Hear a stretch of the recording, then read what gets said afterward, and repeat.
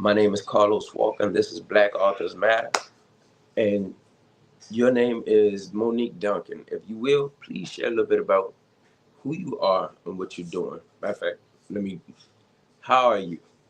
I'm doing well. How are you? I'm doing amazing. Good. So, if you will, now share a little bit about who you are and what you do. Absolutely. So, my name is Monique Duncan, and I am a children's book author. I am also an educator for elementary school children.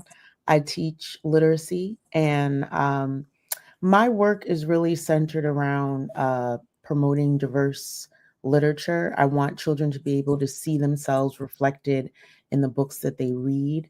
And so I actually have a background in writing. And so during my time in the classroom, I decided that I wanted to pursue a career in writing and really merge the two together so that I could produce content for our children to learn about ourselves and to affirm them. Hmm. Appreciate you for doing what you're doing. Thank you for your service.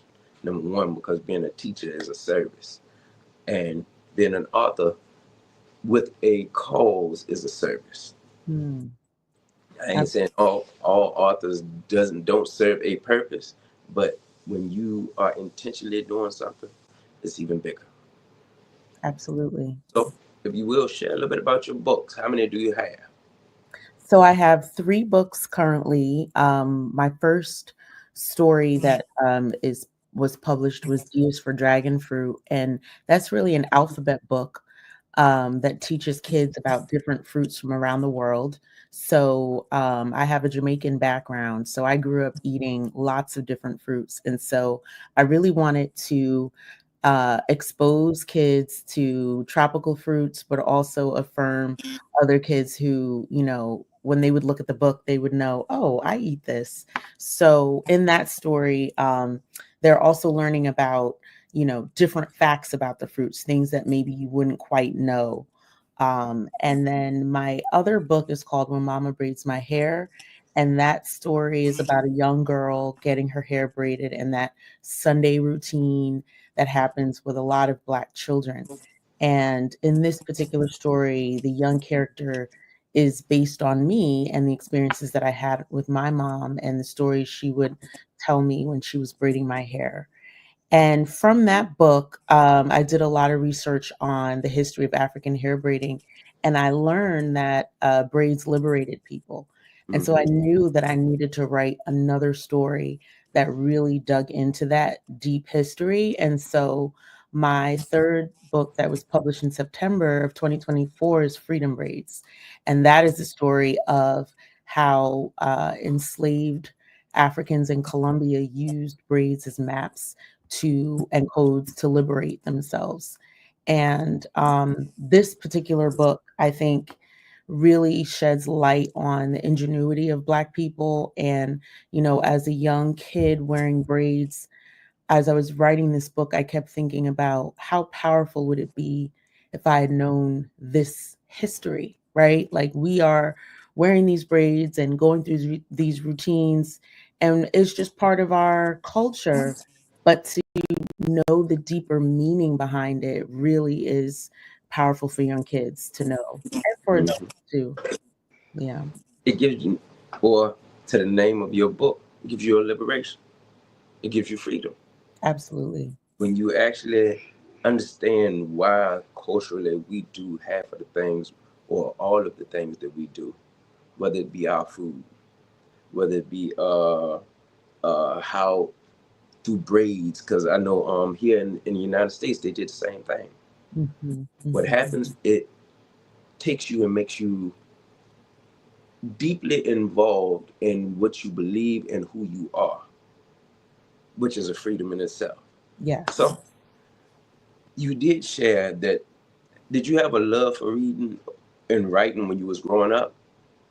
I did. I loved reading books. I grew up, I was an only child for about 9 years. So I needed to do a lot to entertain myself before my brother came along. And I would read books, but I was always searching to find me in those books that I read. And, growing up in the 80s, there weren't a lot of books. There were hardly any books that featured Black characters, like books, picture books that I could read and really see myself. Thankfully, now there are so many more, but we still have a long way to go because there's still a disparity with, the books that are published in terms of who's writing them and who's represented. But it's so much more than what I grew up with. But I used to read Essence magazine and Ebony as a kid and Jet, because I just love seeing us printed. And I was so moved by that as a kid that I wanted to be a journalist. I wanted to be a magazine journalist. And that's what I went to school to do. But then I really enjoyed kids. And so I fell into teaching and I stayed there.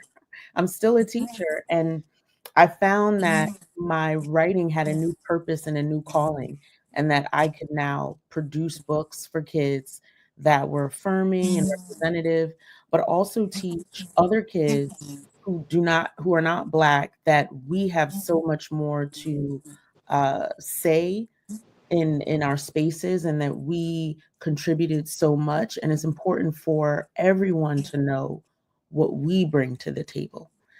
Just thinking about all the things that have gone on in history and how we've been portrayed, it's important for us to have a strong voice, and for everyone to see our ingenuity and our brilliance.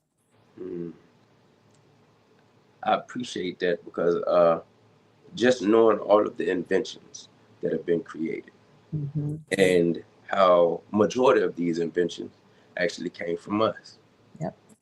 But not knowing these things growing up because we didn't you either had to know where to look, and most of our parents didn't know none of this stuff either.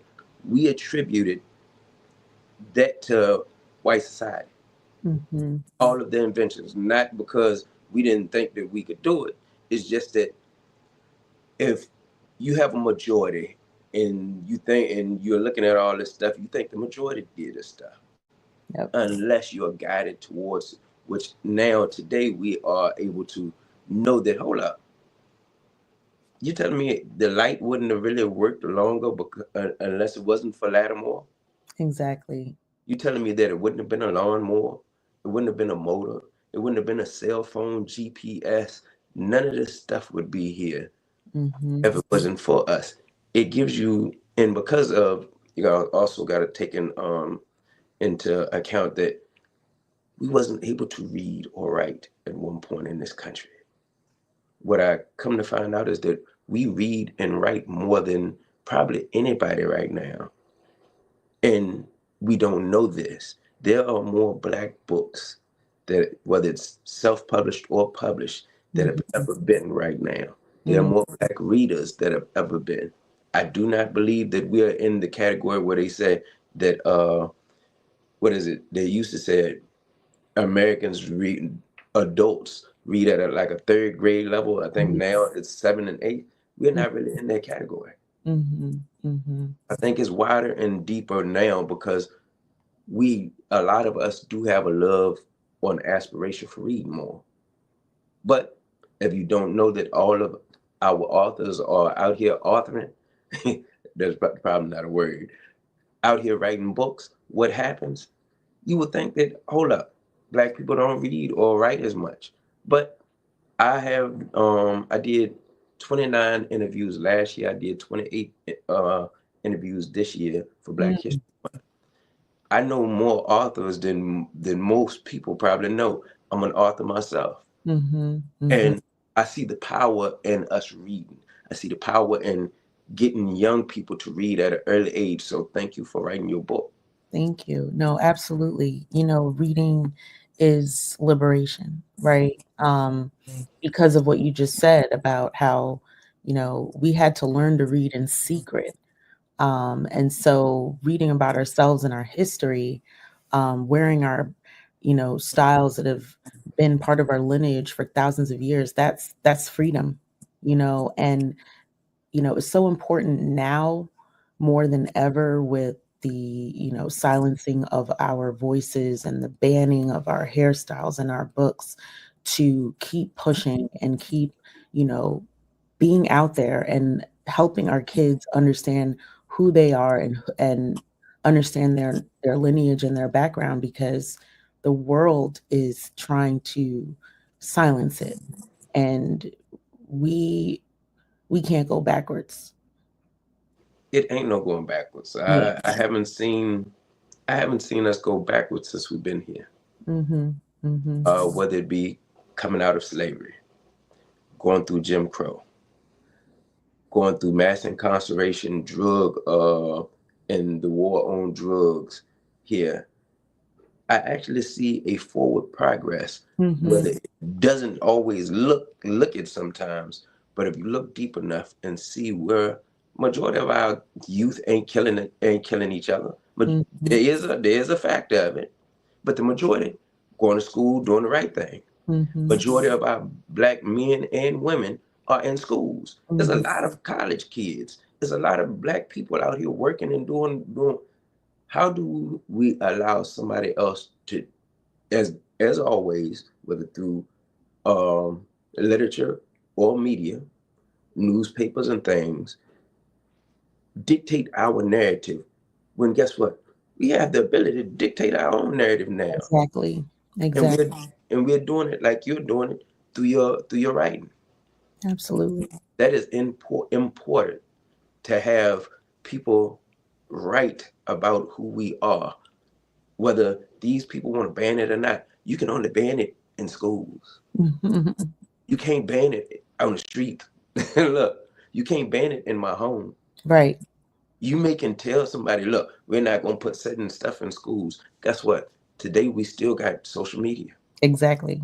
You stop yourself if you choose to stop talking about it. Right.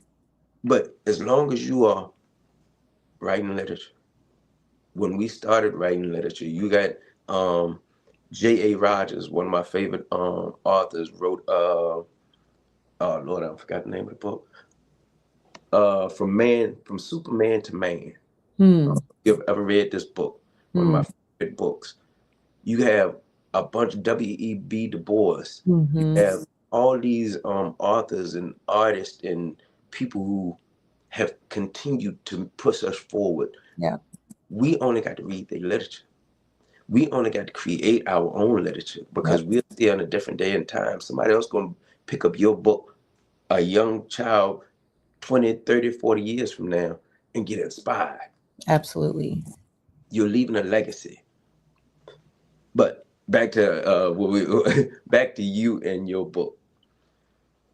You did share why a little bit about your second book, about how it was your own experience that brought this out.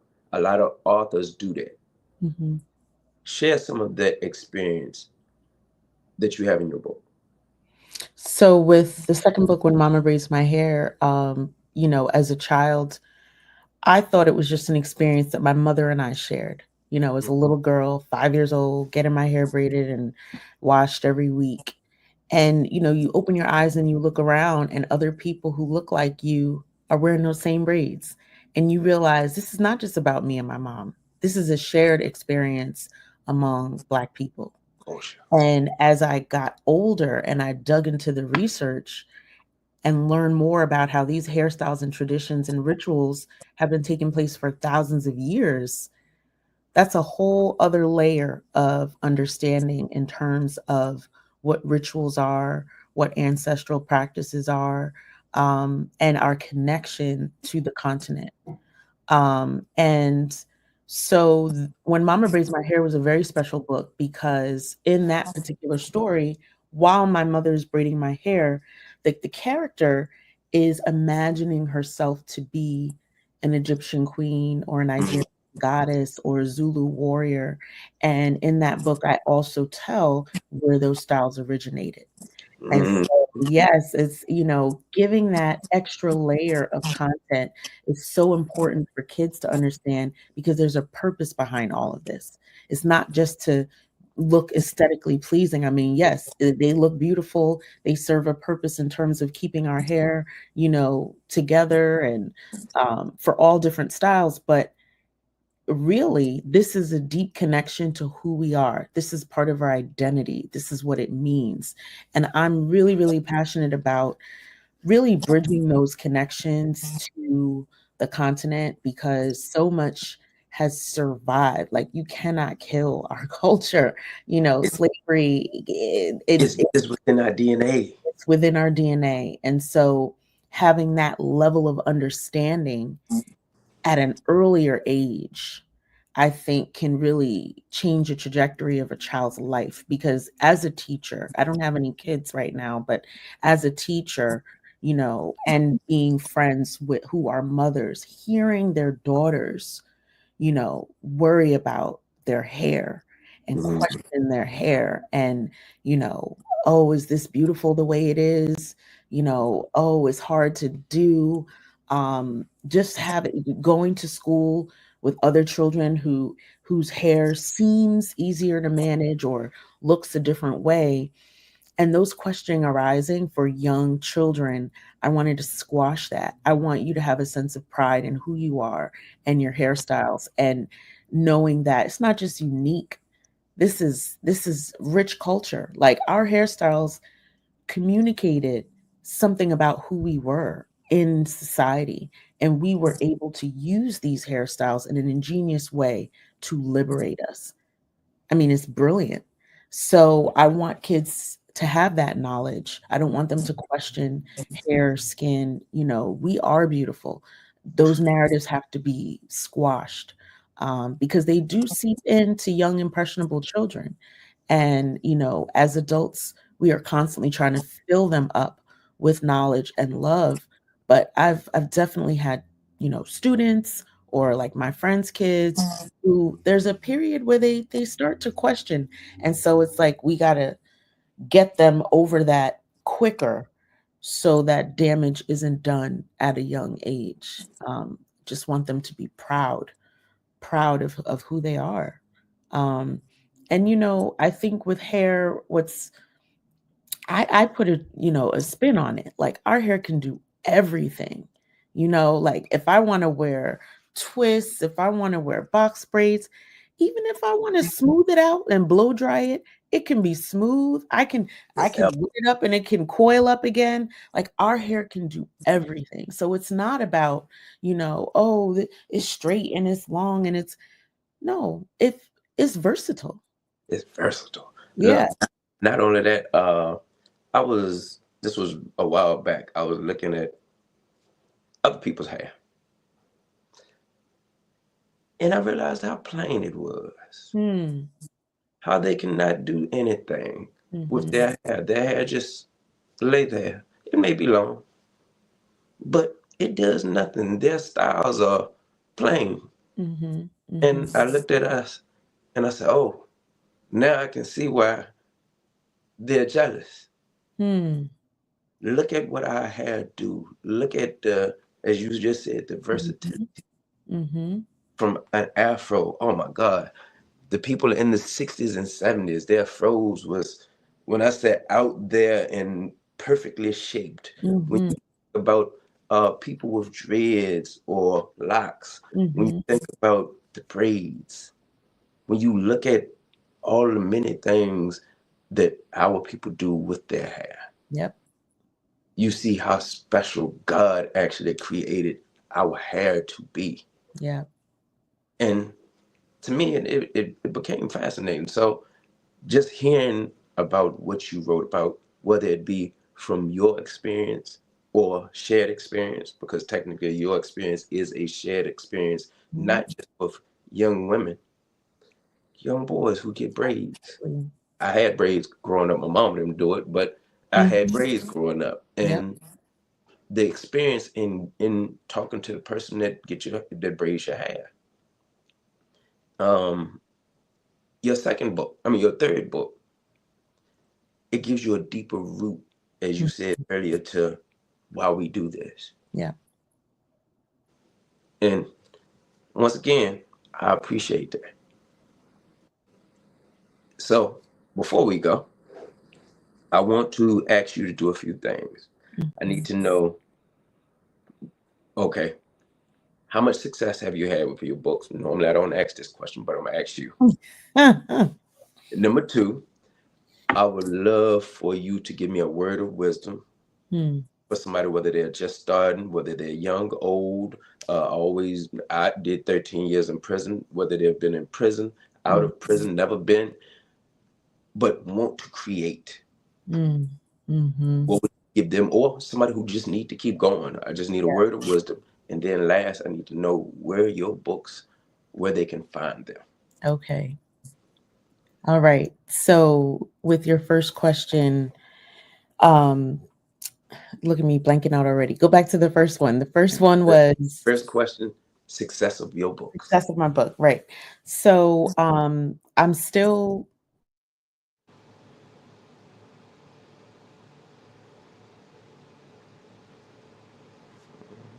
Did she freeze up? I think she froze up. Hold up.